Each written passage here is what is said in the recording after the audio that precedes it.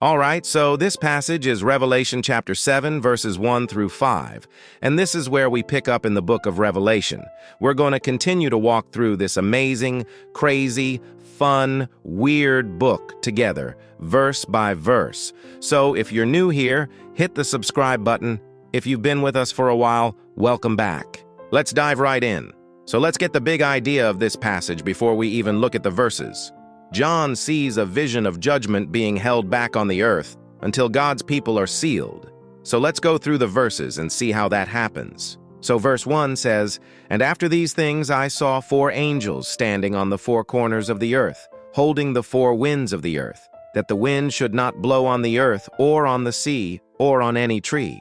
Now, I know you guys like when I teach on the preterist perspective, but I want to tell you right now, no matter what perspective you hold on the tribulation, this passage does not teach that the tribulation hasn't started yet, okay? Some people think, well, if the 4 angels are holding the 4 winds of the earth, then clearly the tribulation hasn't begun because the winds aren't blowing. You can interpret that way if you want, but this passage doesn't teach that the tribulation hasn't started yet. The point of this passage is that judgment has been held back on the earth for a season. Judgment has been held back on the earth for a moment. A judgment that would destroy the earth and its inhabitants is being held back. Maybe it's the judgment of God's wrath poured out on the wicked. Maybe it's the judgment of the 4 horsemen of Revelation chapter 6. But whatever it is, judgment is being held back until God's people are sealed. So again, no matter your view on when this passage fits into the timeline of events, the point is that God is holding back judgment until his people are sealed. Then verse 2, "And I saw another angel ascending from the east, having the seal of the living God. And he cried with a loud voice to the 4 angels to whom it was given to hurt the earth and the sea." So an angel comes up from the east. He has the seal of the living God, and he tells the 4 angels who have been holding back judgment, "Hey, you don't have to hold it back anymore. You can pour it out. You can destroy the earth. You can destroy the sea." So again, an angel is coming from the east and giving instructions to these 4 angels. Verse 3, saying, "Hurt not the earth, neither the sea nor the trees, till we have sealed the servants of our God in their foreheads." So that's the point of this passage. Judgment is being held back till God's people are sealed. That's what we just talked about. But in this verse, it says that judgment will be released till the servants of God are sealed in their foreheads. So maybe this is the same angel that was mentioned in Revelation chapter 6, verse 11, where it says, "And to the Lamb they took no harm." And so these servants of God are going to be sealed so that they take no harm. They are sealed in their foreheads. In other words, they are marked as belonging to God. They are marked as being his property.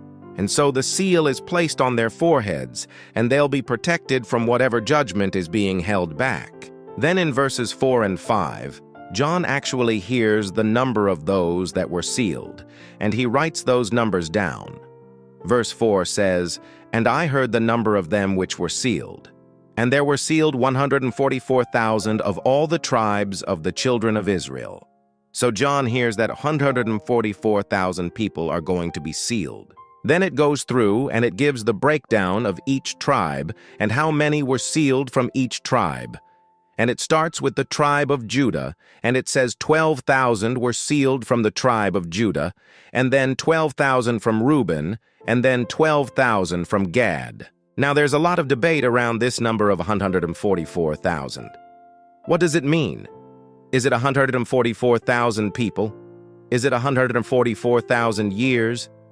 There's all kinds of ideas about this number, but regardless of what the number means, what do you think it means? Comment below. I'm curious what you think it means. For me personally, I believe this is a symbolic number representing completeness. Okay? It's a perfect number. It's a multiple of 12, and it represents completeness. All of Israel will be saved in that day. This is talking about the salvation of the nation of Israel. All of Israel will be saved in that day. They will all come to faith in Jesus. But I'm not the only one that believes that.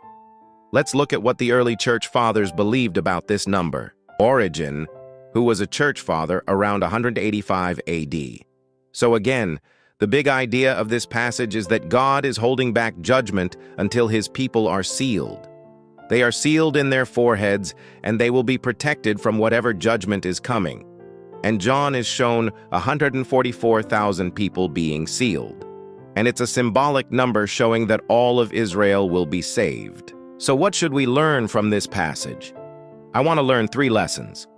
First, God will hold back judgment for a season. God will hold back judgment for a moment.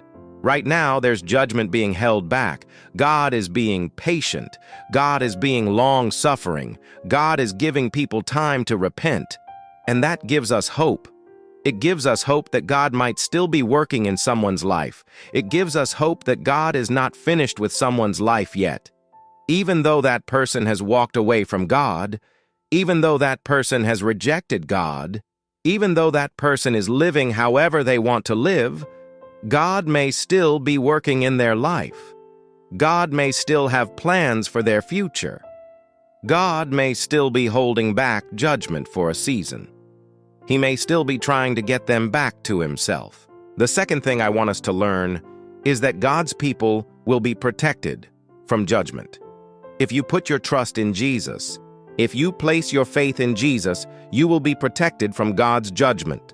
It says that the servants of God, the people that belong to God, will be sealed in their foreheads. They will be protected. They will take no harm. They will be protected from whatever judgment is coming. And so if you're not trusting Jesus, if you don't have faith in Jesus, then you will face God's judgment. But if you do, then you will be protected from God's judgment. And the third thing I want us to learn is that God's people should be zealous for the lost. We should care about the lost. We shouldn't care that people are lost. We should care about the lost. We should be praying that God would save them. We should be loving the lost and seeking their salvation. We should be sharing the gospel with them. We should be doing everything we can to show them the love of Jesus and to point them to faith in Jesus. Why? Because we know that God is holding back judgment for a season. He's being patient. He's being long-suffering. And we know that judgment will come. And we know that if people aren't saved before that judgment comes, they're gonna face God's righteous judgment. And none of us want that for anyone. And especially as Christians, we want to do everything we can to make sure that people hear the gospel and have a chance to put their trust in Jesus and be saved. So I hope you guys enjoyed this overview of Revelation chapter 7, verses 1 through 5. Again, if you want to watch more videos on Revelation, if you want to watch more videos walking through the book of Revelation, just click on my profile and you'll be able to see all of those videos. If you guys enjoyed this video, please give us a thumbs up. It really helps us. Please share this video with your friends. We want this kind of teaching to get out there. And please subscribe.